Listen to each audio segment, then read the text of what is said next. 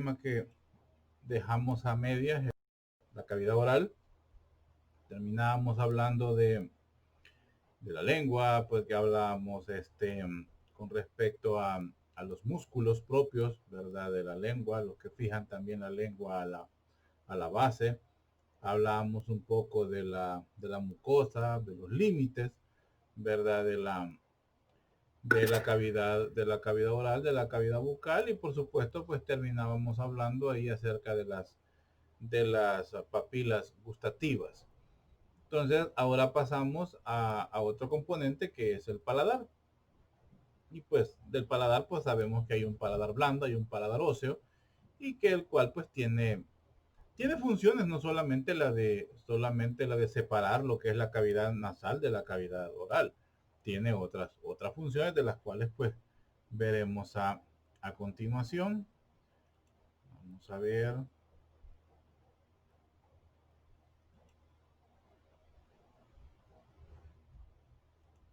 Seguimos entonces con el paladar. Permítanme. Tengo dificultades técnicas. No, aquí estamos. Bueno, entonces hablando del paladar, pues decíamos de que hay tanto un paladar blando como un paladar duro, ¿verdad? Eh, que el paladar duro, pues se encuentra pues en esta zona, es la zona anterior, y el paladar blando es la zona posterior.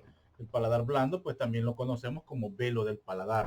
Es otra forma pues de referirse a él, como el velo del paladar, y el anterior pues el paladar duro. Hablábamos un poco cuando estábamos describiendo las papilas gustativas, y hablábamos sobre que habían papilas gustativas que se encuentran en el paladar, y ellas tienen una ubicación específica en lo que respecta al paladar. Entonces es donde tenemos esta zona glandular, y la zona también del velo del paladar es donde se encuentran las papilas gustativas en mucha menor cantidad de la que se encuentra en la superficie o en el dorso de la lengua, ¿verdad? Entonces son muy pocas. Entonces ahí encontramos pues papilas gustativas. Algunas también se describen que están en la porción faríngea de la cavidad oral, o sea, en la orofaringe. Pero como les vuelvo a repetir, son muy escasas realmente las papilas gustativas que encontramos a ese nivel. Vamos a ver pues que también el paladar pues tiene funciones de coordinar, ¿vea? Junto con el paladar blando, eh, el paso de los alimentos. ¿En qué sentido? Principalmente eh, que no tengan acceso a la cavidad resonante, que es la nasofaringe, y por ende a la cavidad nasal por la parte posterior. Ahí le ayuda mucho pues la úvula o la campanita, como nosotros le llamamos, que es esta zona de aquí, es esta zona de acá, la campanita o la úvula. Tiene funciones de controlar lo que comemos, que lo que comemos, acordémonos que se mantiene dentro de la cavidad bucal gracias al músculo buccinador, ¿verdad? Y a la acción del músculo constrictor de la faringe.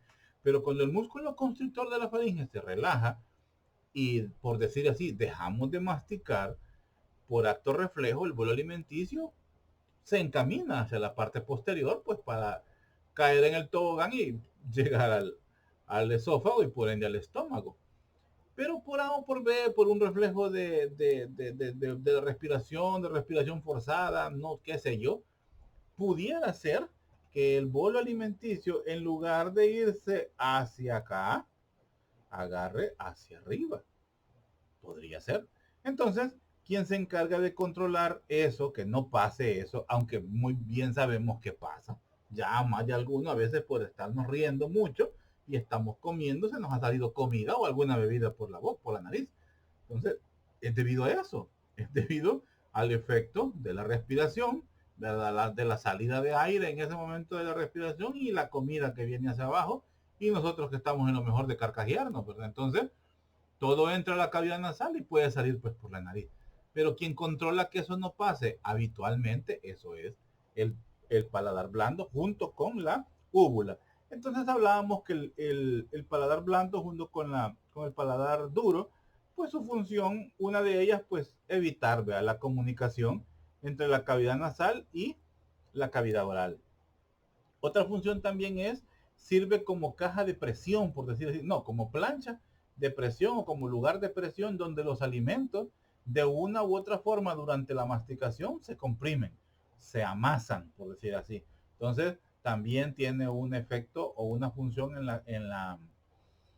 la alimentación, en la masticación, y también tiene acción en la articulación de algunas palabras, porque por ejemplo, hay palabras o letras, o sí, letras principalmente, que sin querer nosotros no podemos determinarlo eso, aunque si nos fijamos se siente nuestra lengua para poder pronunciar algunas palabras o para poder, ¿cómo se llama?, emitir el sonido de una letra, una consonante, una vocal o una palabra en sí.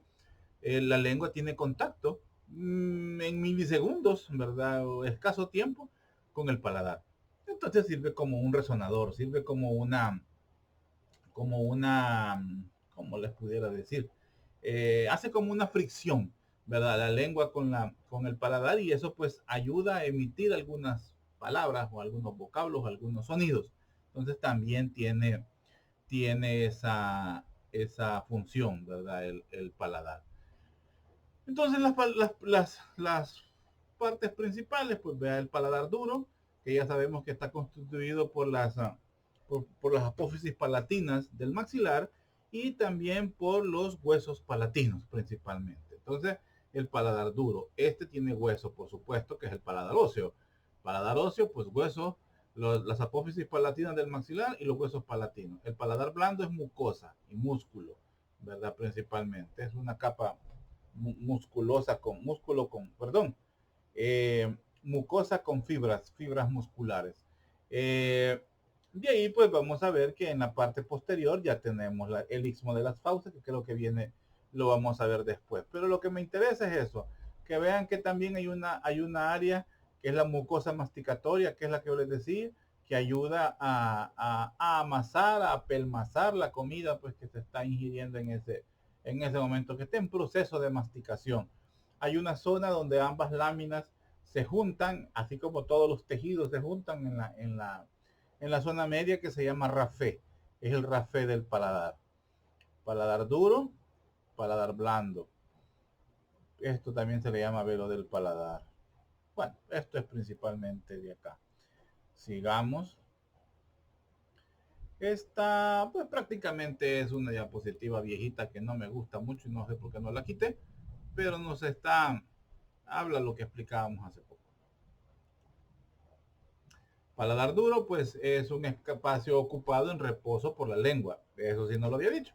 O sea que durante la boca está abierta es que podemos determinar dónde está el paladar blando, verlo bien exactamente.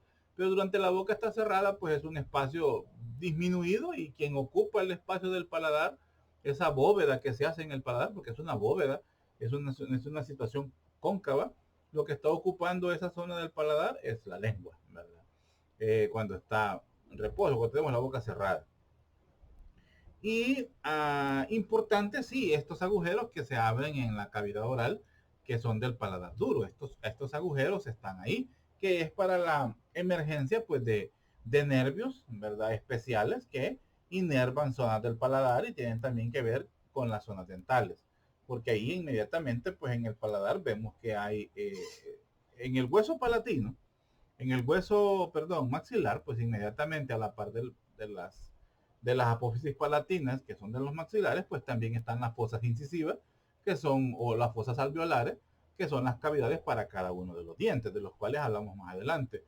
Entonces vemos que hay una fosa incisiva anterior, ¿verdad? En el vértice del paladar. Quiero ver si en la anterior se veía eso.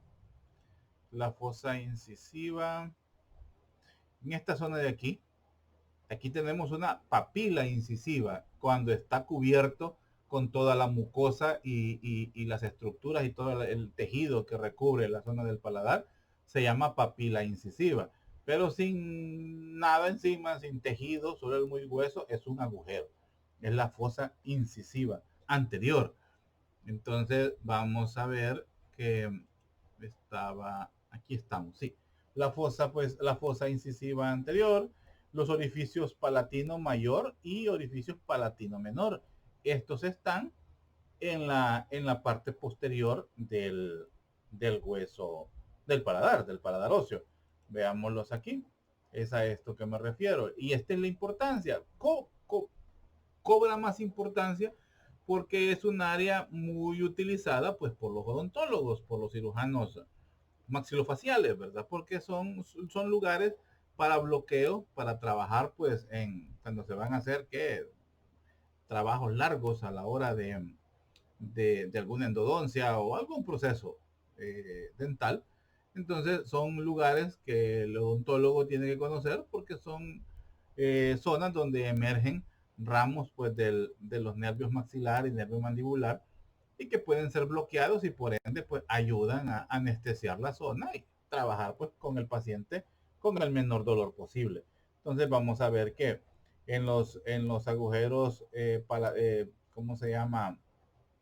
Palatinos posteriores, pues encontramos ramos menores y ramos mayores del palatino y los ramos en la incisiva anterior, los ramos del naso palatino.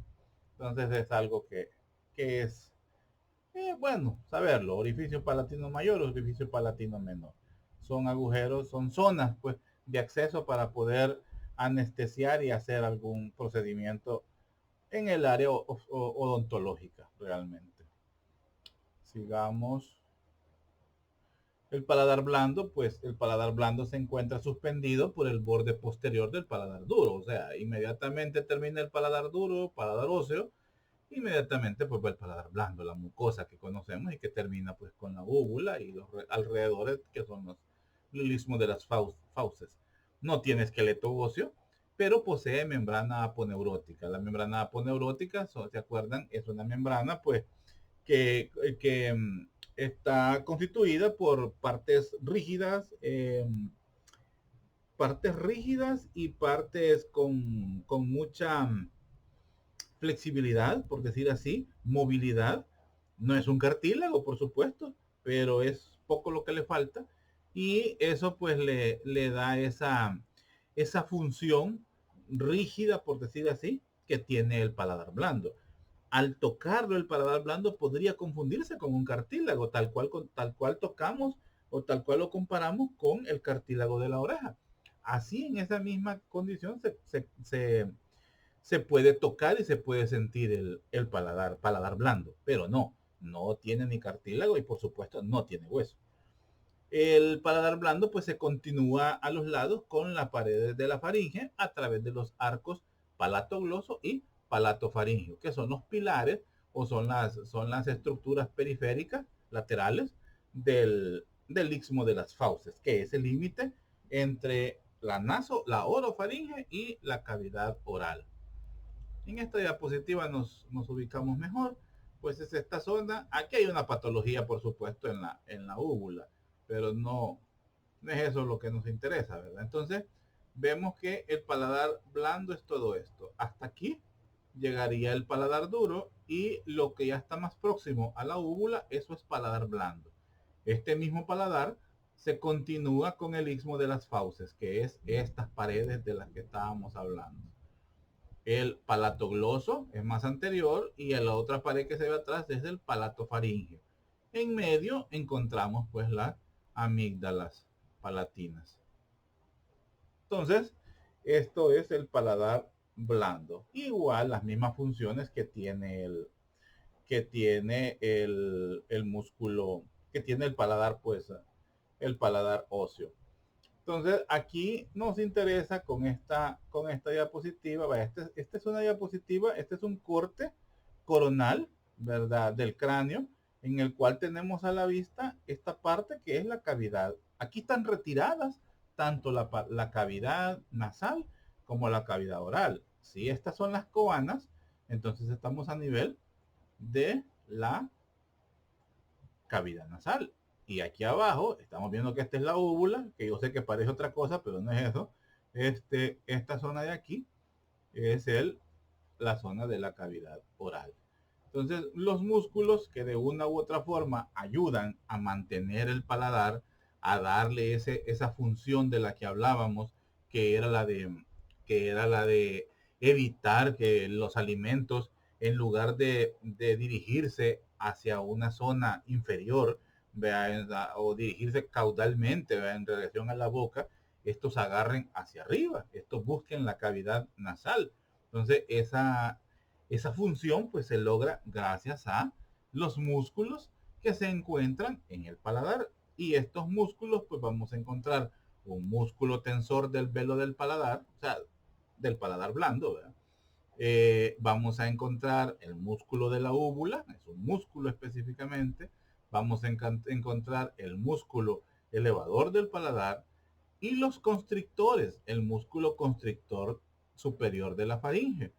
Y este es el músculo palatofaringeo, que es la parte más posterior del istmo de las fauces. Aquí nos falta por encima el músculo palatogloso. Pero me interesaba que vieran cuáles son los músculos que forman parte del paladar, porque tienen función. Y la función ya la vimos cuál es. Es un tapón, por decir así, que evita que las cosas, que lo que estamos digiriendo, busque hacia arriba. Así de sencillo. Entonces, esa es la porción muscular del paladar. Creo que en la otra diapositiva hablamos de esos músculos. Aquí están los músculos del paladar blando. ¿Ve? El tensor del velo del paladar, el elevador del velo del paladar, el palato faríngeo, el palato gloso y los músculos de la úvula. Son 5 músculos que son los mismos que veíamos aquí. Aquí solo nos falta el palato gloso, ¿vea? Para que los viéramos todos. Entonces, aquí vemos la función, tensa el paladar, abre eso no lo señalé. Allá veíamos el cartílago que forma parte de la tuba auditiva. Entonces, no lo vimos antes. Aquí está, miren. El cartílago que forma parte de la tuba auditiva. Aquí viene el conducto. Este es el conducto que viene a desembocar pues en la nasofaringe. Porque esto que estamos viendo aquí adentro ya es nasofaringe. Vean, estas son las coanas, esta es la terminación de las coanas que quiero entender que agarraron o que nos simularon la parte final pues de los cornetes y de los meatos, porque esa forma tiene. Y ya adentro pues estamos ante la nasofaringe. Porque si el corte ha sido dejando la úvula, es un corte bastante anterior. No está completamente en la cara posterior. Aquí nos falta, aquí está el músculo palatofaringeo, nos falta el músculo palatogloso que está adelante. Entonces sí, es un corte coronal, ¿vea? Y todavía hay parte de la nasofaringe aquí en esta vista. Ya perdón, parte de la cavidad nasal. La nasofaringe ya no vamos a tener estas estructuras de los cornetes y los meatos. Entonces, ahí pues vemos la desembocadura en la nasofaringe de la tuba auditiva, de la trompa de Eustaquio.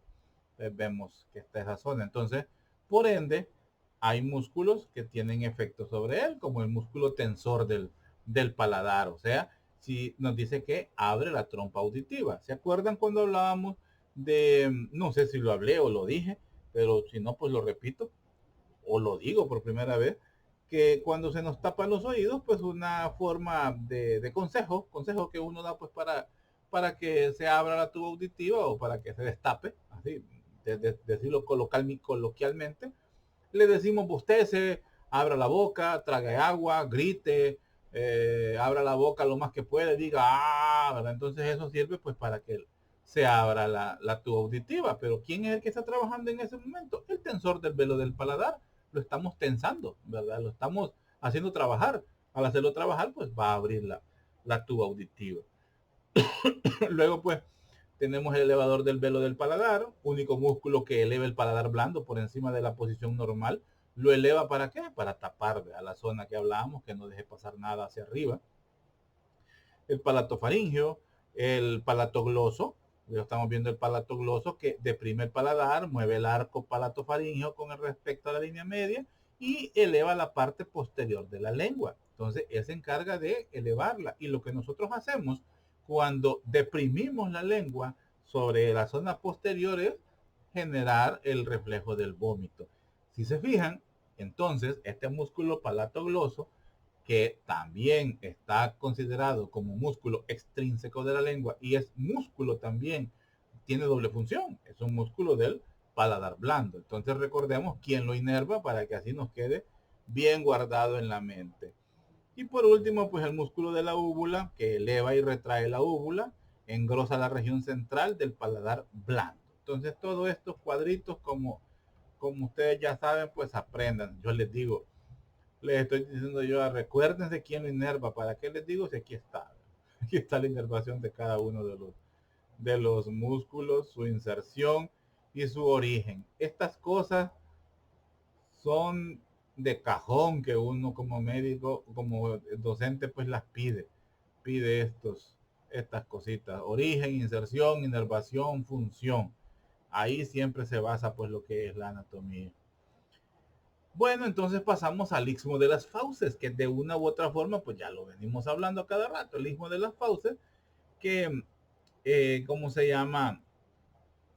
El istmo de las fauces o orofaringio, también se llama istmo orofaringio, es la abertura que hay entre la cavidad oral y la orofaringe. O sea, es el límite entre ambas cavidades, la cavidad oral y la cavidad de la orofaringe.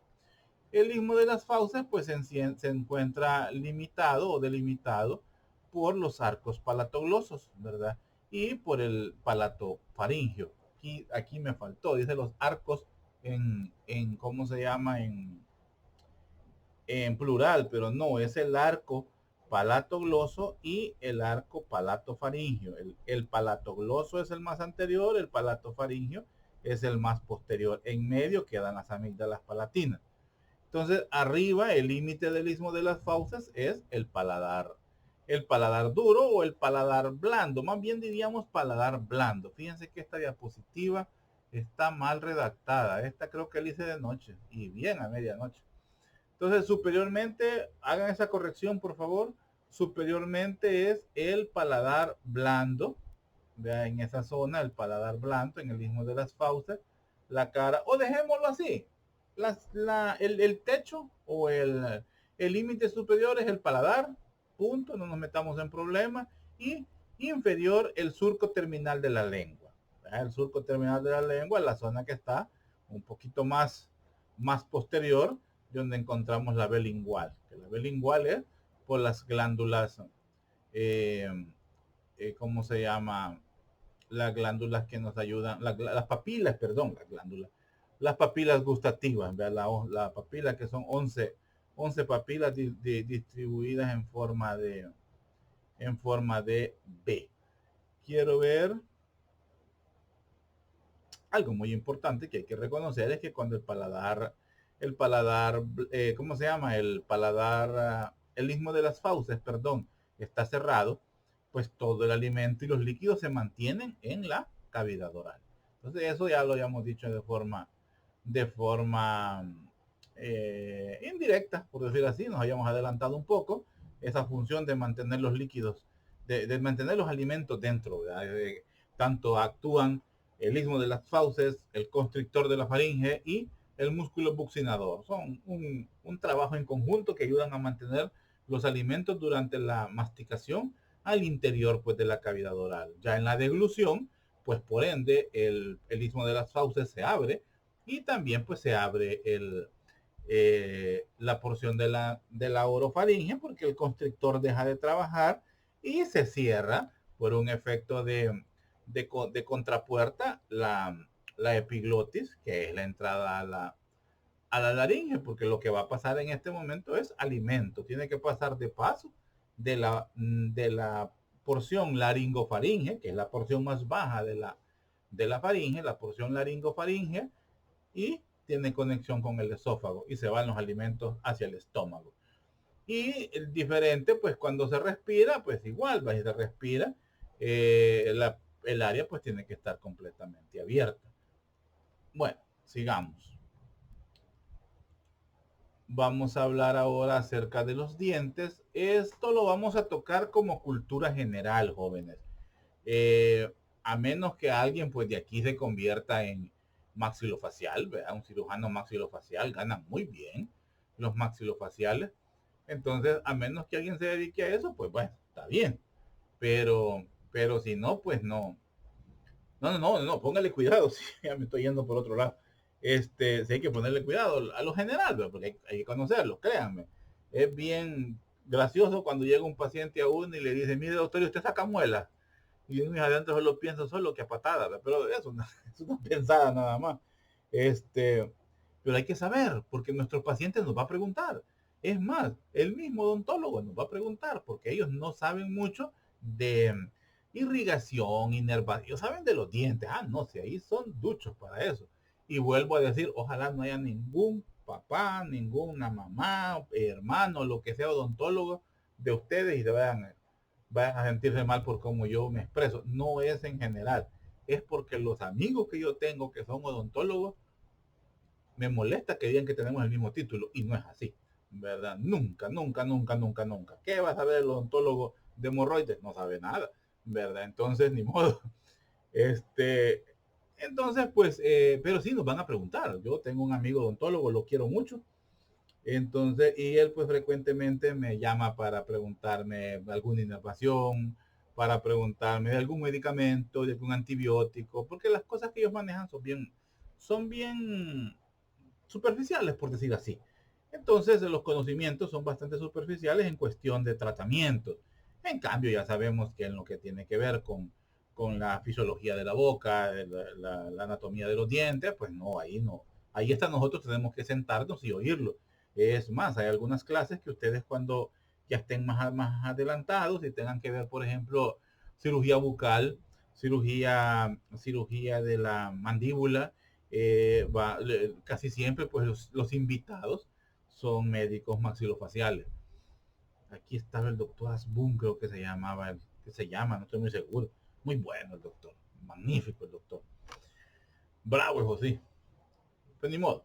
Entonces, vamos a ver que los dientes, pues en los seres humanos se desarrollan eh, dos conjuntos sucesivos de dientes, los cuales son los deciduos o caducos, como se les conoce, que son los dientes de leche, y los dientes permanentes o dientes definitivos, los que ya son de nosotros, ¿verdad? Los dientes pues deciduos o caducos, a mí me gusta más decir caducos, emergen desde la encía entre los 6 meses y los 2 años. Ahora, estos tiempos no son estrictos, o sea, son variantes, porque también hay variantes en la erupción de los dientes permanentes.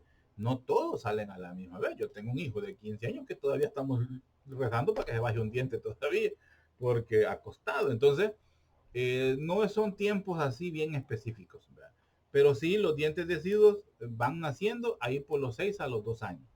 Ya los dientes permanentes comienzan a salir y a reemplazar a los deciduos alrededor de los 6 años. Esto que me refería con mi hijo.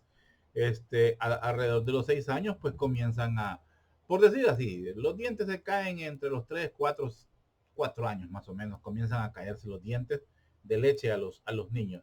A los 6 pues comienzan a nacer ya los permanentes, ¿verdad? Por eso es que hoy en día, pues tanto la odontología cosmética y la odontología tradicional, pues, bueno, la odontología tradicional ha estado siempre pendiente de los dientes, pero la cosmética ha tenido más realce últimamente por el uso de los brackets, el uso ¿cómo se llama?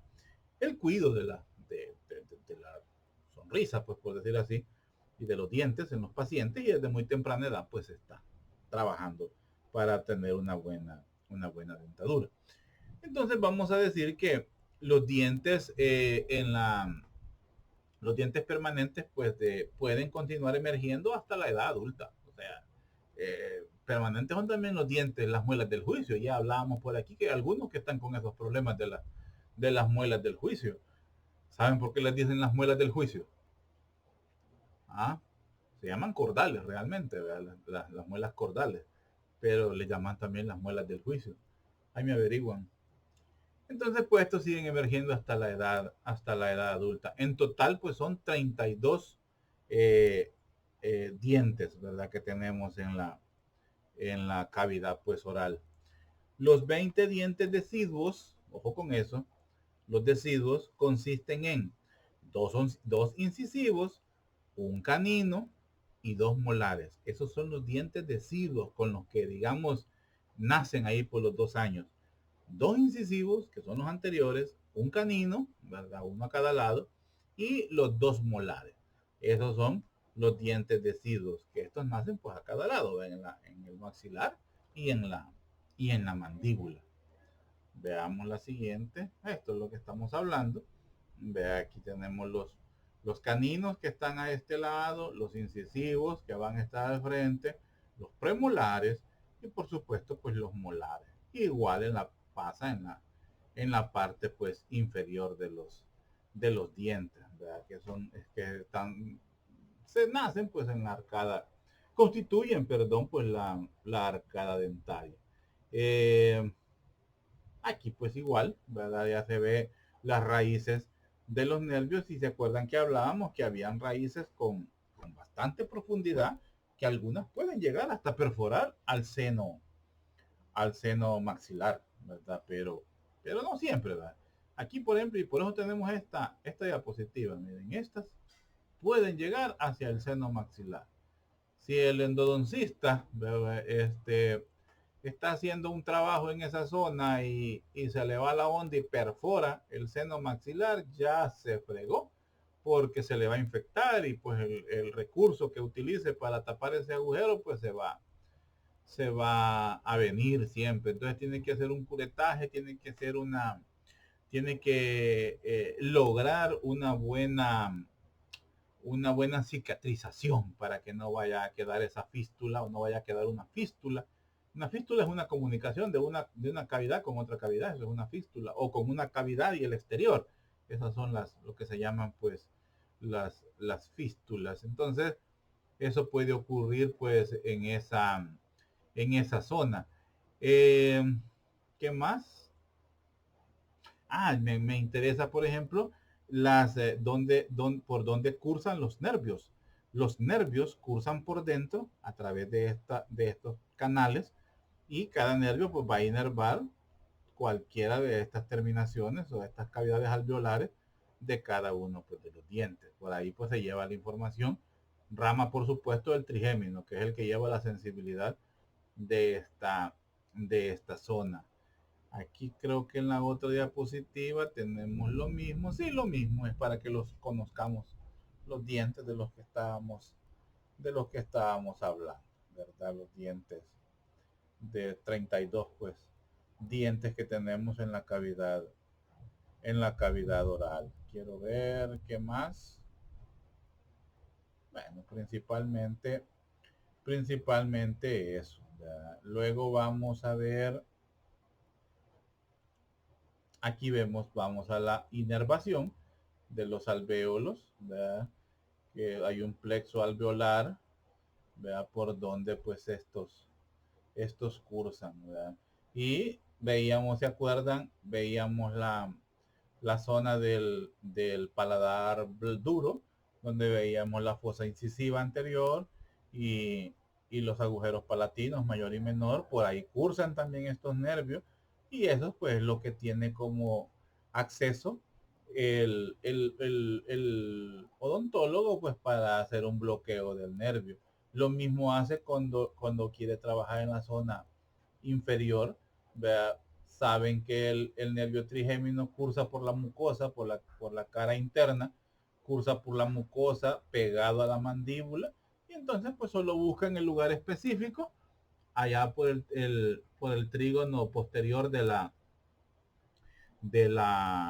de las premolares, perdón, de las muelas del juicio, de las cordales, y pues por ahí, cerca y orientándose con el ángulo de la mandíbula por el lado interno, se busca la zona y ahí hacen el bloqueo para poder trabajar pues con los dientes de aquí, de la mandíbula, y por las fosas incisivas y las fosas palatinas, los agujeros palatinos, por ahí hacen el bloqueo para llegar a los huesos del maxilar. Sigamos. Vamos entonces a hablar y dejamos ya lo que es el paladar y los dientes y pasamos a las glándulas salivales. Vamos a ver pues que las glándulas salivales pues son tres, ¿verdad? O son tres pares, una a cada lado. Y tenemos pues que las funciones de las glándulas salivales pues es mantener la humedad de la mucosa, para evitar pues la desecación, o que se resequen, pues como palabra más comprensible. eh, Son en realidad pues glándulas anexas a la boca, son anexiales, ¿verdad?, a la boca, siendo su principal secreción pues la saliva. Más o menos la cantidad de saliva que se secreta en 24 horas o que se excreta en 24 horas varía entre 1 litro y 1,5 litros, ¿verdad? Por día se secreta de saliva en la boca, todas, o sea, en total, ¿verdad? No es que una. Si no, imagínense cómo andaríamos la boca. Entonces, y esta se secreta de acuerdo a estímulos. Mientras mantenemos cerrada la boca, pues la saliva se está produciendo pues, en cantidades pocas para mantener hidratada la boca. Cuando estamos comiendo, y depende de lo que estamos comiendo, se aumenta la salivación. También pues la salivación puede ser reflejo de alguna situación del sistema simpático o parasimpático, o de alguna reacción o de algún proceso aprendido, por decir así, guardado en la mente, como por ejemplo cuando vamos por algún lugar y sentimos olor a carne asada y dice uno, barbacoa, se le hace agua a la boca. El término es real, o sea, aumenta la salivación porque es un reflejo del hambre, es un reflejo de preparar la boca para comer. Entonces vamos a ver que uno de el reflejo que estimula la salivación es la comida. Entonces, el reflejo olfatorio, no es reflejo olfatorio, la percepción olfatoria tiene un reflejo gustativo y se traduce en salivación. Entonces, vamos a ver que hay salivación pues en la boca. Luego, pues también cuando vamos a comernos algo que tiene limón o algo ácido, ¿verdad? Los mangos verdes, para algunos que tienen deseos de mango verde. Y en fin, pues situaciones, ¿verdad?, que son aprendidas por el cerebro y que ya salen, pues reaccionan así, porque ya son reflejos, pues, aprendidos propiamente de nuestro cuerpo a nivel por experiencias, pues, pasadas. Entonces, vamos a ver que las funciones pues de ella, o también, vea, ya corté. Las funciones pues las vemos en la diapositiva: mantener la humedad de la mucosa para evitar la resecación, humedecer los alimentos para facilitar su masticación y deglución, la disolución de las sustancias. Hay algunas sustancias, hay algunos componentes que la digestión inicia en la boca.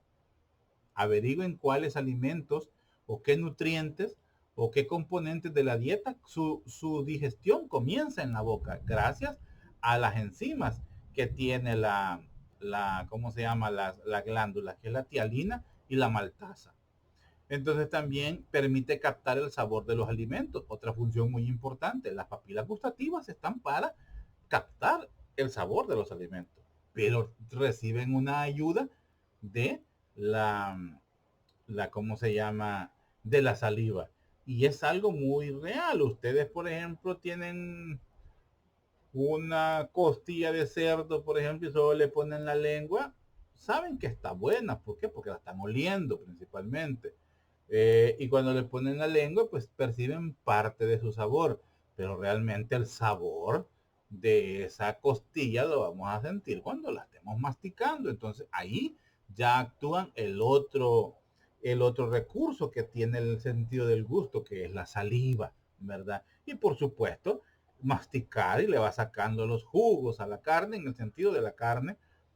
Ya se dieron cuenta que yo soy carnívoro, más que todo solo ejemplos con carne pongo, pero con cualquier cosa que se mastique, ¿verdad? Y que necesite de la saliva, que es todo, pues ahí se involucra esa función pues de la saliva. Y también pues la limpieza mecánica de los dientes, hace una función de limpieza mecánica, de protección hacia los dientes, por mantenerlos húmedos. No permite que algunas partículas pues se peguen al esmalte de los dientes. Las enzimas ya las veíamos, que son la tialina y la maltasa. Luego pues veíamos las glándulas, eh, bueno, que son glándulas que tienen acinos, ¿verdad? Y que son acinos túbulo alveolares, los acinos que ellas tienen son de tipo merócrina, o sea que realmente pues ellas no se destruyen al expulsar pues su producción. Hay conductos específicos que ayudan a distribuir su producción al interior pues al interior de la boca. Vemos de ahí pues que también se divide en glándulas mayores y glándulas menores. Ahí viene la tarea de ustedes. Yo voy a describir las glándulas mayores y voy a esperar que investiguen cuáles son las glándulas menores. Ojo que este trabajo, digamos no este trabajo, los que quieran participar en el foro, los puntitos que se ganan con esto van para el otro parcial, no para este. Entonces tenemos las glándulas mayores, que son las parótidas, la submaxilar y la sublingual. De esas vamos a hablar. Y las menores son las labiales, bucales, palatinas y linguales. No hay mucho que investigar de ellas, porque si estas son anexas, o por decir accesorias, las glándulas salivales, aquellas son accesorias de las accesorias. Entonces son más en menor cantidad y no hay que hablar pues mucho realmente. Es prácticamente solo conocer que hay unas glándulas, ¿verdad? En la boca que son anexas, que son colaboradoras de las glándulas salivales, las parótidas, la submaxilar y la sublingual. Entonces las menores son las labiales, las bucales, las palatinas y las linguales. Entonces las mayores, pues ya les dije cuáles son, y todas pues se encuentran, bueno, no, una se encuentra afuera de la cavidad bucal, o por decir así, su segregación la hacen en el vestíbulo, que son las parótidas, y las otras lo hacen en la cavidad oral propiamente dicha, específicamente en el piso de la cavidad oral, ahí hacen ellas pues hacen ellas la distribución. Vamos a ver que están diseminadas pues en lugares específicos, en como huecos que quedan por la anatomía, y en esos lugares ellas se han acomodado. Se llaman celdillas, ya lo vamos a ver, donde ellas están pues acomodadas. Empecemos viendo la glándula parótida. La glándula parótida, pues como vemos ahí, es la más voluminosa, pesa aproximadamente 25 gramos, o sea, es la más grande, pues, y pesada también. Tiene forma de un prisma triangular. eh, Tiene tres caras, tres bordes. Su nombre de para quiere decir alrededor o cerca, entonces parótida. Ótida tiene que ver con el oído, entonces están cerca del oído. Eso es lo que nos quiere describir, es que está cerca del oído. Aquí está, esta es la glándula parótida, tiene forma de un prisma. Un prisma es una forma como de triángulo, ¿verdad? Pero es tridimensional. Entonces aquí tenemos la glándula parótida. Tiene pues tres caras y tiene tres bordes.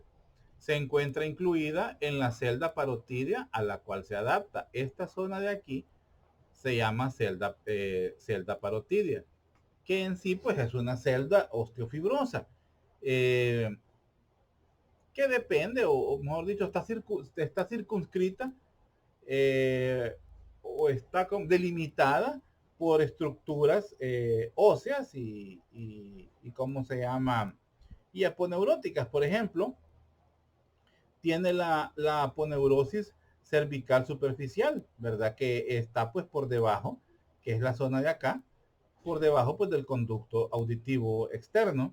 También pues tiene la rama ascendente, que aquí hace falta. Aquí viene esta es parte de la mandíbula, aquí no está. Entonces, para que viéramos, bueno, aquí están las tres glándulas. Aquí tenemos la sublingual, aquí tenemos la submaxilar. Entonces se ha quitado esta parte del hueso y aquí va la mandíbula. Entonces, tiene también por la parte anterior, encontramos encontramos la rama ascendente de la mandíbula, y y adelante, ¿vale? En la parte pues posterior de ella tiene la apófisis mastoides y la apófisis estiloide. Entonces así se delimita la, la glándula parótida.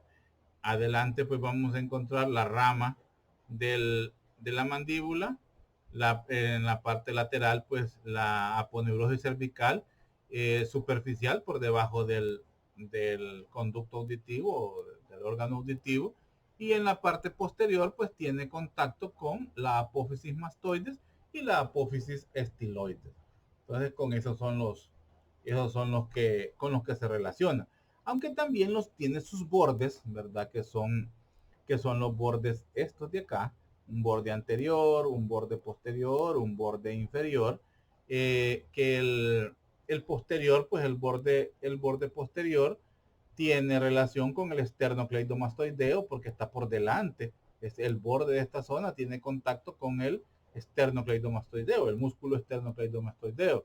El borde anterior, que es esta zona de aquí, se encuentra completamente adosado a la fascia macetérica o a la fascia del macetero. Es este músculo que estamos viendo en esta zona de acá, el músculo macetero, músculo de la masticación, ya lo vamos a ver más adelante. Y en de este borde anterior es de donde vamos a ver que emerge el conducto de Stennon es su conducto y es por donde ella excreta o secreta, mejor dicho, la saliva, que lo tira en el vestíbulo, por esta zona. Acordémonos que decía que el conducto de Stennon atravesaba por completo al músculo buccinador. Entonces, en el borde anterior vamos a ver que de ahí emerge el conducto de Stennon.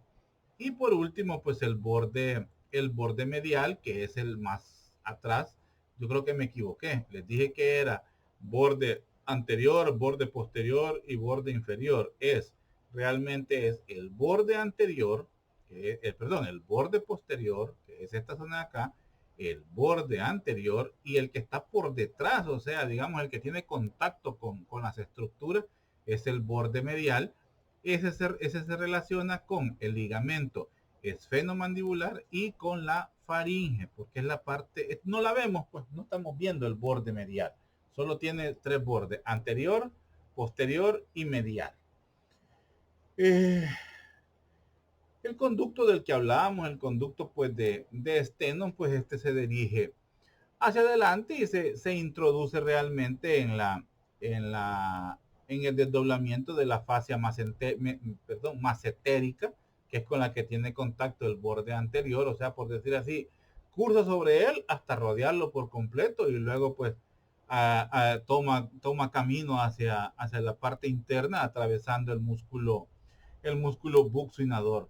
Al, al llegar pues a esa zona, pues es que ya se abre en la boca, enfrente realmente pues del cuello del primero o del segundo molar eh, del maxilar, o sea, por arriba, en esta zona de aquí.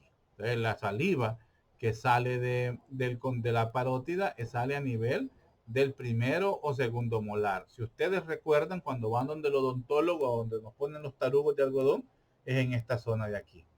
Y para tapar la zona de la otra salida nos la pone abajo de la lengua, porque ahí es donde se produce la secreción de la submaxilar, de la submentoniana, y de las parótidas pues es en la parte del maxilar.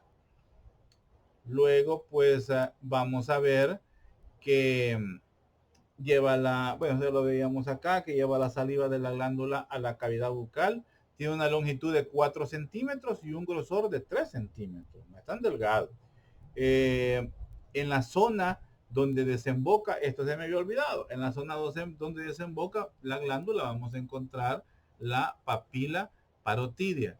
No es raro encontrar una glándula parotidia accesoria que puede estar en el camino del conducto, que no es una formación anormal, pero no es una formación obligatoria. O sea, no la vamos a encontrar en todos los pacientes, pero si la encontramos, es normal, ¿verdad? Entonces, vamos a encontrar una glándula salival accesoria en el trayecto, en esta zona, casi simulando esta que está acá, pero realmente nace en esta zona o aparece en esta zona. Es la glándula parotidia accesoria. Es bastante irrigada, es muy irrigada. Ya sabemos que las glándulas tienen muy buena muy buena irrigación, ¿verdad? Tiene una irrigación muy buena y también pues y tiene pues su propia inervación. Ella pues tiene irrigación gracias a la arteria auricular posterior y anterior, al occipital, a la temporal superficial, a la transversa de la cara y directamente del tronco de la carotidia externa. Entonces, es una irrigación muy buena la que tiene la glándula parotidia. A la par, pues vamos a encontrar el sistema venoso, más que todo retromandibular. Y los nervios, pues el nervio aurículo temporal y las fibras nerviosas del glosofaringio y del auricular. El auricular pues se encarga de la sensibilidad de esa zona, no solamente de la glándula, sino también de la cara que está por encima, de los músculos que están por encima y en la periferia de la glándula parotidia. El aurículo temporal pues es una rama del mandibular, del nervio mandibular, y pues realmente tiene dos orígenes, el nervio aurículo temporal. Esto pues estaba un poco confuso en alguna literatura, en otras pues no, ¿verdad? Pero el nervio aurículo temporal en alguna literatura dice que es rama del nervio óptico. Eso fue lo que me dio a mí bastante duda, porque no sé, no es fácil comprenderlo así. Pero la realidad es que el nervio aurículo temporal en la zona que es rama del nervio mandibular, en esa zona libera dos ramas que se dirigen a la misma zona. Lo que pasa es que una de estas ramas pasa y prácticamente hace cuerpo con el ganglio del nervio óptico. Ojo con eso, es un ganglio del nervio óptico, pero es un ganglio accesorio que no tiene nada que ver. Entonces, o sea, no tiene nada que ver con la saliva, con la visión. Eso es lo que quiero que me entiendan. Entonces, no nos vamos a meter mucho en Honduras. Me interesa que sepan que el nervio aurículo temporal proviene del nervio de la rama mandibular, que son ramas pues del nervio trigémino. Con eso me quedo, porque realmente con el ganglio óptico no hace sinapsis en ningún momento, solo pasan cerca y pasan a la par, pero no tienen contacto. Eso quiero que ustedes me lo entiendan. Eso tiene que ver mucho con el, ¿cómo se llama? Con un control simpático y parasimpático. Y lo que tiene que ver con la sensibilidad, pues es es con el nervio auricular. Ahora, las fibras nerviosas del glosofaringio, pues tienen también efecto, pero parasimpático en la zona de la glándula. ¿A qué me refiero con eso? Una estimula su producción, uno estimula su secreción de la saliva y otro estimula pues que deje de secretar. Así de sencillo. Sigamos. Glándulas parotidias, pasamos a las imágenes de cómo se ve. Aquí veíamos el conducto de Stennon y es lo que les decía, que bordeaba por completo el macetero. Aquí sí vemos la glándula parotidia accesoria y que luego perfora al músculo buccinador y llega a nivel de la papila parotidia en el segundo premolar. Luego, pues en esta otra, aquí también tenemos la glándula parotidia accesoria de la que estamos hablando y cómo desemboca. Aquí vemos pues las otras glándulas. Pasamos a ver pues la glándula submandibular. La glándula submandibular, pues esta está contenida en la celda submandibular. Ojo con eso. Está contenida en la celda submandibular, la cual viene a ser pues ¿cómo se llama? Viene a ser un compartimiento óseo músculo facial que adopta y la glándula pues adopta su forma, su forma la adopta a esa, ¿cómo se llama? La adopta a esa, su forma se adopta a la celda, al espacio que nos delimita la celda. Entonces, y esa celda pues es la que contiene o donde siempre está la glándula submandibular. Esta se encuentra situada en la región suprayoidea, o sea que está por arriba del hueso yoide, Y así como veíamos la parotidia que tenía bordes y tenía caras, esta igual presenta tres caras y presenta tres caras y tres bordes. Entonces las caras pues que presenta son la cara profundo medial, la cara superolateral y la inferolateral. Los bordes pues casi similar, superior, inferior y lateral. Entonces vamos a ver que según la ubicación, esta es de la que estamos hablando. Esta que está aquí, en esta zona de acá, es la submandibular. Digamos que sus relaciones van a ser con el músculo en la región medial, va a tener relación con el músculo digástrico, que es un músculo suprayoideo, y con el músculo digástrico y con el músculo estiloyoideo. Con esos tiene ella conexión. Luego vamos a ver que en la parte superolateral, o sea, por arriba, ojo que estamos viendo la glándula por la cara interna, vea, no por la cara externa, la estamos viendo por la cara interna. Aquí estamos adentro de la mandíbula. Entonces vamos a ver que tenemos al músculo pterigoideo medial. El músculo pterigoideo medial, si ustedes se recuerdan cuando vimos de la masticación, pues el pterigoideo medial venían de las fosas pterigoideas y venían a insertarse en la cara interna, ¿verdad?, del ángulo de la mandíbula. Entonces ese es su contacto superolateral. Se insertaba por la cara interna, o sea, en esta zona, el pterigoideo. Por el otro lado era que se insertaba el macetero. Entonces, esa es en la parte superolateral. Y también tiene contacto con la fosa submandibular. La fosa submandibular es el espacio que queda en esta zona de aquí. Luego tenemos la parte inferolateral. La parte inferolateral, que es hacia abajo, es superficial y, bueno, tiene contacto con la parte superficial y profunda, que aquí lo que vamos a encontrar es piel, grasa y el músculo platisma. ¿Se acuerdan de aquel músculo delgado que encontrábamos en el cuello y que llegaba hasta la cara? El músculo platisma, que era considerado como músculo de la expresión facial. Y por supuesto va a tener contacto con algunas ramitas del plexo cervical. Acuérdense que ya más posterior pues tenemos la columna, posterior e inferior pues tenemos la columna, y de ahí pues vamos a encontrar los plexos que son propios de Jasón, el plexo del plexo cervical.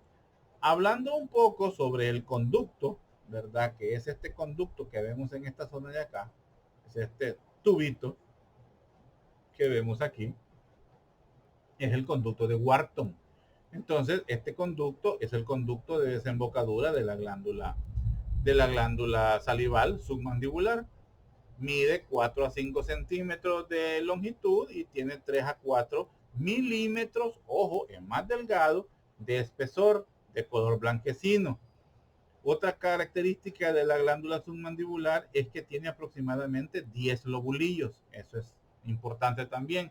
Si hay más, pues lógicamente podríamos estar ante un problema de hiperplasia, habría que estudiarla, ¿verdad? Es irrigada pues por ramas de la arteria facial, que es su principal irrigación, la arteria facial, y también por las arterias submentonianas y palatinas ascendentes, ramas de la carótida interna. La inervación principalmente la inervación de la glándula submandibular pues viene dada por ramas del nervio facial, y la vía autónoma que tiene que ver con el plexo carotidio. El plexo carotidio es un plexo nervioso un plexo nervioso que se da alrededor de la arteria carotidia y se da a nivel del cuello, y tiene que ver con el nervio vago de nuevo, ¿verdad?, para los reflejos vagales. El plexo carotidio es el plexo que se estimula a nivel del cuello en los pacientes, por ejemplo, que han perdido la conciencia. También es el plexo que al comprimir, pues cuando se desmaya un paciente, no solamente tiene que ver con la falta de oxígeno al cerebro, sino que también la falta de transmisión nerviosa y por ende un poco del riego sanguíneo a nivel del cuello. Cuando lo oprimimos es porque oprimimos también la transmisión a nivel del plexo carotídeo. Entonces, pues con respecto al conducto de Wharton, vamos a decir que es la vía de drenaje principal. Bueno, es la única vía de drenaje de la glándula submandibular y lo hace pues su desembocadura específicamente en el ostium umbilical, así se le llama a esa zona, que es la zona de la carúncula. Ese es el nombre que más utilizamos, la zona de las carúnculas. Son unas estructuras, son unas elevaciones a nivel de la que son para, ¿cómo se llama esto?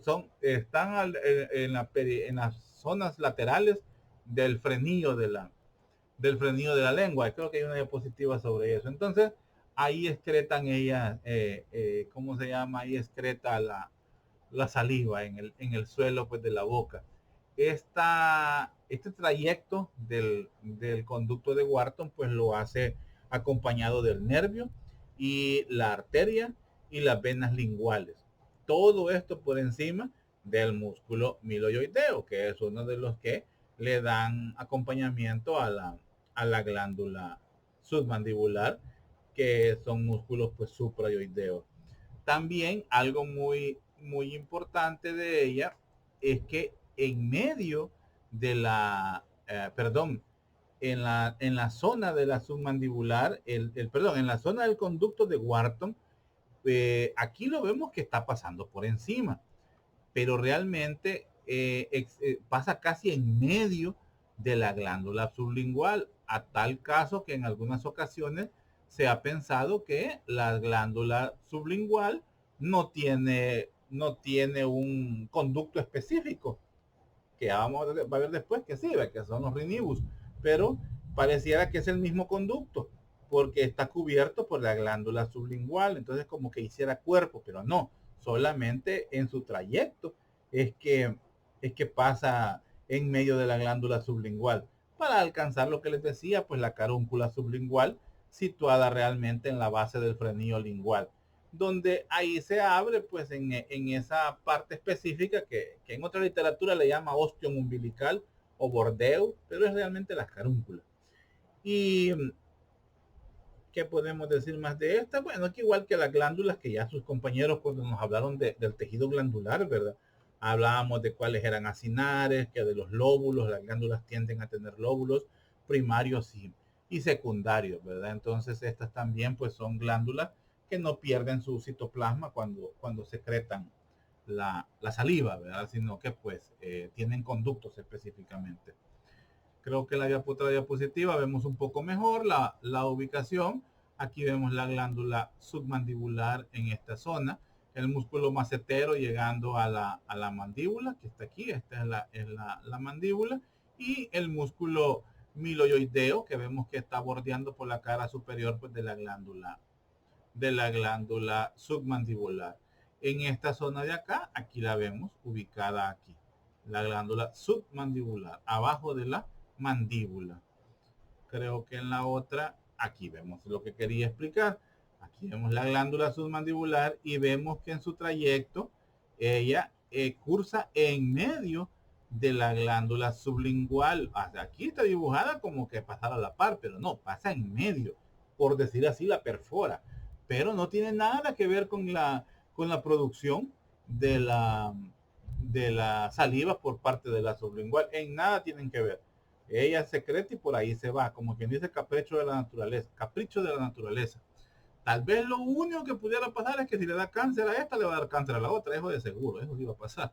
Pero hay otra cosa, no. Entonces, desemboca específicamente en esta zona. Esta es la zona de las carúnculas, son estas elevaciones, este es el frenillo de la lengua, esta parte del frenillo de la lengua. Entonces aquí están las carúnculas, esta es la zona de las carúnculas sublingual y este es el frenillo sublingual. Que si este frenillo es más grande, porque hay personas que tienen un frenillo más, o sea, tiene más tejido, por decir así, entonces está más unida la lengua a la base y les cuesta hablar muy bien, vean, en etapas tempranas. Y es un procedimiento muy sencillo, se pone anestesia en esta zona y se corta, así de fácil. Si sangra mucho, le damos unos puntos y eso es todo, porque tienen un frenillo sublingual y da un problema que se llama anquiloglosia. Así se llama, los que tienen pegada la lengua. Así que ustedes ya pueden, si oyen a alguien que habla todo con la lengua pegada, ¿verdad? Ustedes le pueden decir, usted tiene anquiloglosia, le van a decir. Entonces es que tiene pegada la lengua. Y es sencillo. Se hace un corte ahí nada más y ya estuvo, adiós problema. Y le cobran un montón. No, es mentira. Sigamos. Entonces vamos a ver ahora la glándula sublingual, la última glándula. Como inicia aquí diciéndonos, es la más anterior de las glándulas salivales y también pues es la más pequeña, la más anterior porque si ustedes la ven, la parótida está en la rama prácticamente y ubicada en la zona pegada a la mastoides y a la apófisis estiloides que veíamos aquí.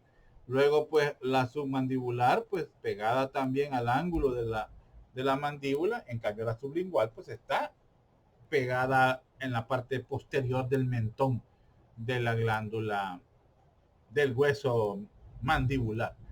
Entonces, de la más, eso sí, es la más pequeña de la glándula, presenta un peso pues, de 3 gramos. Solo presenta 2 caras y 2 bordes. Está situada en el suelo de la boca, en el piso de la boca. Ahí es donde se encuentra ella. Está pues al interior de la mandíbula. Ya vemos que está ahí al interior de la mandíbula y a cada lado de la espina o de la apófisis génica, que es donde se insertan pues varios músculos que sujetan la lengua. Pues sus caras tienen una cara superficial y una cara profunda. Y también presenta borde superior y borde inferior. Esta glándula pues se diferencia bastante con la parótida y con la submandibular, es que no se encuentra en una celda. La parótida ya veíamos que tenía una celda, que tenía un espacio delimitado pues por la rama del maxilar, la piel de la cara y la, ¿cómo se llama? Y la aponeurosis cervical. Y también teníamos como límite las apófisis mastoides, las apófisis estiloides. La otra, la submaxilar, pues también teníamos un espacio de piel por abajo, el hueso por arriba y músculos en la zona medial. En cambio, la sublingual no tiene, eh, no cuenta con zonas que la delimiten. Esa sí es una. Entonces ella puede presentar diferentes formas y las otras tienen que presentar la forma que le permite la zona delimitada pues por esas estructuras. Entonces, y más que todo, pues se encuentra en un suspendida o ubicada dentro de tejido laxo, de tejido conjuntivo laxo que se encuentra en esa zona. Sus relaciones, pues realmente las hace con la fosa sublingual, o sea, el espacio que permite la mandíbula y las estructuras del tejido conjuntivo, la fosa sublingual de la mandíbula y la línea de inserción del miloioideo, que es donde se inserta el músculo miloioideo. Las relaciones profundas que tiene ella, pues se relaciona tanto con el músculo geniogloso y también con el nervio lingual y el conducto submandibular. El conducto submandibular es el conducto de la glándula submandibular. El nervio lingual, ya sabíamos que es uno de los nervios que se encarga de inervar pues la lengua. Su secreción pues la hace gracias a un conducto que se llama conducto de Bartolín. Ahora bien, ella tiene también otros, ¿cómo se llaman? Otras estructuras que funcionan a base de conductos secretores. Pero el principal y que desemboca a la par del conducto submandibular de ese, que el de Wharton, pues tiene que ver, tiene el nombre de Bartolín. Es el conducto de Bartolín, de la glándula submandibular, perdón, sublingual. Pero vamos a ver, por aquí tenemos eso anotado, que hay otro que se llama de Rinibus. Los de Rinibus son todos estos chiquitos que vemos ahí. A modo que la glándula sublingual secreta saliva prácticamente en toda la superficie del piso de la boca, no solamente en la zona de la carúncula, que es donde vemos que desemboca Wharton y desemboca Bartolín, que es de la sublingual. Así que guarden eso en su mente. Luego, pues vamos a ver que los conductos, bueno, esto me hace falta, es una glándula mixta, acinoceroso, eh, con lo que lo principal que ella tiene, pues es que es secreta mucosa y también, pues, es de origen mixto, pero lo que más secreta es mucus. Tiene conductos excretores que son extraglandulares que desembocan en el pliegue sublingual. El pliegue sublingual el frenillo de la lengua y que tiene aproximadamente 20 rinibus, ahí se llaman esos conductos de donde desemboca. Las arterias que se encargan pues de irrigar la sublingual provienen pues de la arteria de la lingual y de las submentonianas y las venas pues que la acompañan ahí mismo. Estas todas ramas de la carótida externa. Y la inervación pues por el séptimo par craneal. Ese es el que se encarga de inervar a la glándula sublingual. Aquí vemos también la glándula sublingual, vemos los rinibus y creo que aquí medio se ve, vamos a ver, aquí en esta zona, sí, aquí vamos a encontrar el conducto de Bartolín junto con el de la, este es el junto con el submandibular, que es el de Wharton, y el de Bartolín juntos desembocando en la carúncula. Aquí pues también vemos la glándula sublingual, logramos ver un poquito los rinibus. Aquí vemos los rinibus, el conducto de Wharton y no se ve, pero aquí sí, esta diapositiva sí, eso es lo que quería que vieran.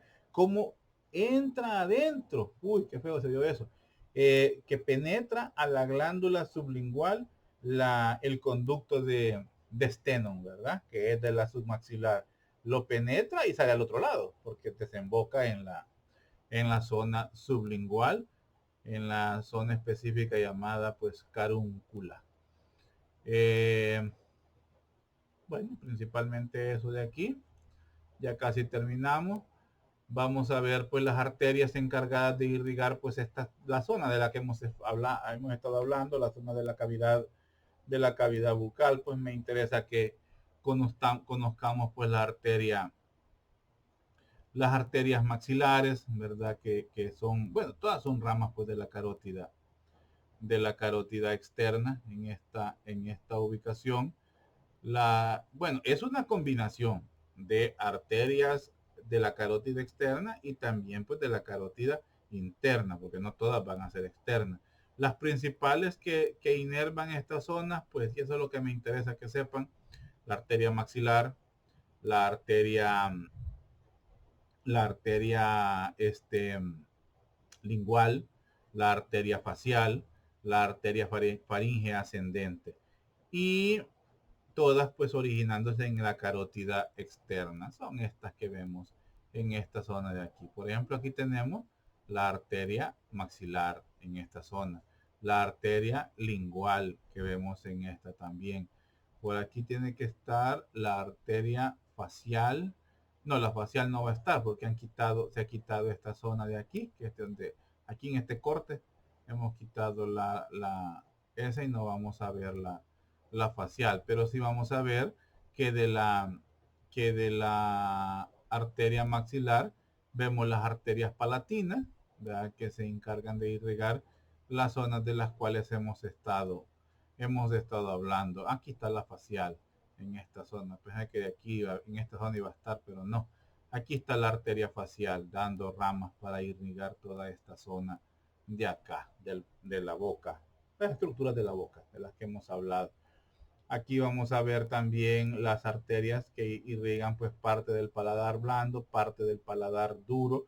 Estas arterias que están acá son las que nos han estado dando también la irrigación de las glándulas salivales. Ojo con eso, de las ramas de la arteria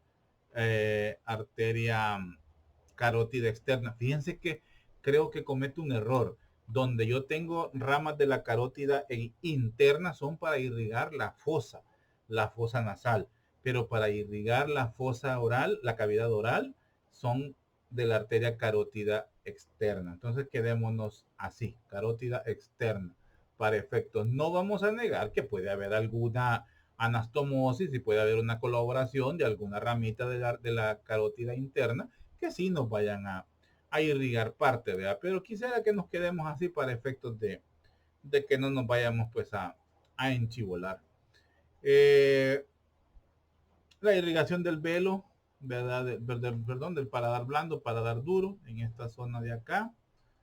Las principales ramas de las que estábamos hablando, aquí está la carótida, la arteria carótida externa, y aquí vemos pues las ramitas que nos vienen a irrigar la base de lo que estábamos hablando aquí de los músculos y pues la lengua, aquí va la arteria facial y toda la arteria lingual y todo lo que nos irriga esta zona de acá. Y la carótida interna, pues que se dirige hacia el interior pues del cráneo, porque esa es la que nos irriga la base de, bueno, los órganos que están en la calota, en la cavidad craneal. Por eso les digo que la irrigación es de la carótida externa, sí. La interna, si acaso nos da un poquito de irrigación, viene a ser en la cavidad nasal, pero en la cavidad oral es a cargo de la carótida externa, al igual que como nos irriga los músculos de la expresión facial. El sistema venoso, pues a la par de la del sistema linfático, ¿verdad? De la zona, que es lo que encontramos aquí. Entonces este es el sistema venoso, que es lo mismo, lo que nos lo hace a través de un plexo, que es esta zona de aquí, que es el plexo pterigoideo. Ahí se hace es una maraña, ¿verdad? Y ayuda a recolectar la sangre que viene de esta zona, y gracias a las venas principales, a las tributarias, pues lo lleva hacia la vena yugular interna, ya dirigiéndose pues hacia la, hacia la zona del cuello y luego pues llegar al tórax. Eh, Más que todo eso. En la zona pues sí,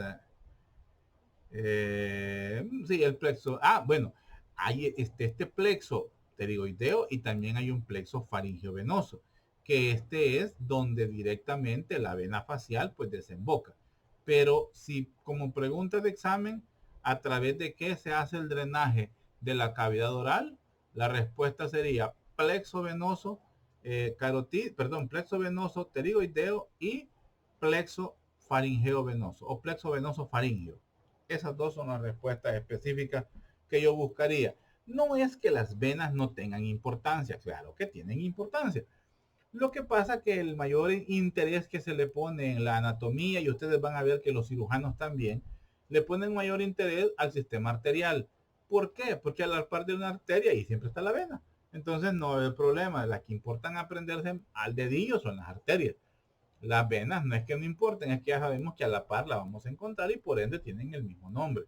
A diferencia de los grandes vasos venosos, la vena pulmonar, la vena yugular interna, la yugular externa, la vena ilíaca, la vena femoral, entonces son vasos ya más grandes, ahí más que todo. Creo que con esto concluimos, con esto terminamos la clase de cavidad oral. Permítanme.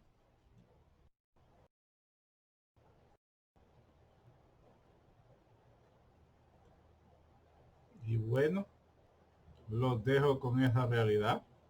La lengua no descansa en el piso, sino que descansa en el techo, en el paladar. Ahí descansa pues ahí descansa la lengua. Con esto terminamos. Y bueno, espero pues sirva de mucho esta clase para ustedes. Nos quedamos pendientes, nos vemos el día sábado. Sí, sábado con los tres temas. Me acuerdo muy bien si quedamos que si a las 7 o a las 8 comenzábamos, solo sé que son tres temas.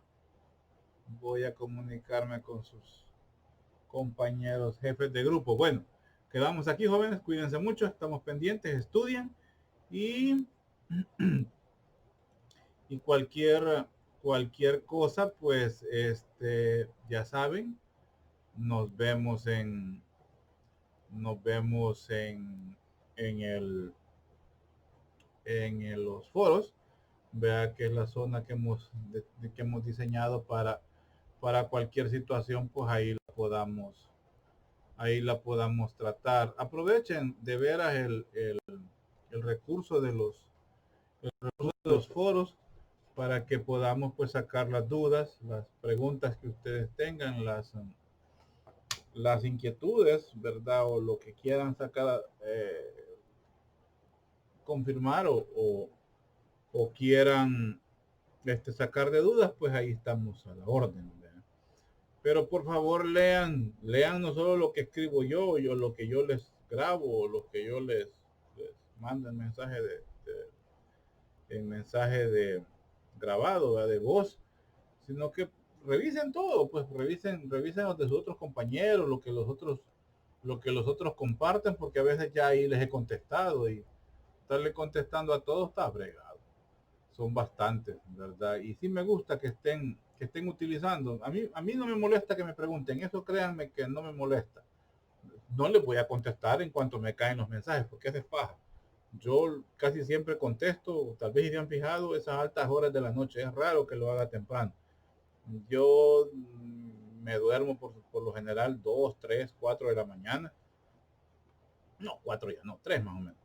Entonces, y a esa hora, pues en esos ratos que ya no quiero seguir trabajando, no quiero seguir leyendo, pues me pongo a contestar los foros, me entretiene, me hacen estudiar para poder contestar lo que me preguntan.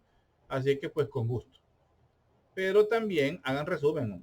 Por favor hagan resumen de lo que me mandan, de los trabajos de investigación. Yo no quiero textos largos para contestarme una pregunta. Pueden hacerme un resumen y yo con el resumen magnífico, ¿verdad? Así es que quedamos así, jóvenes. Cualquier cosa, pues a través de las redes. Nos vemos el sábado, el corto en la tarde del sábado, creo que así quedamos. Y bueno, descansen, pasen buenas noches. Aquí hoy es noche, son las 9 de la noche. Descansen y hablamos. Salud.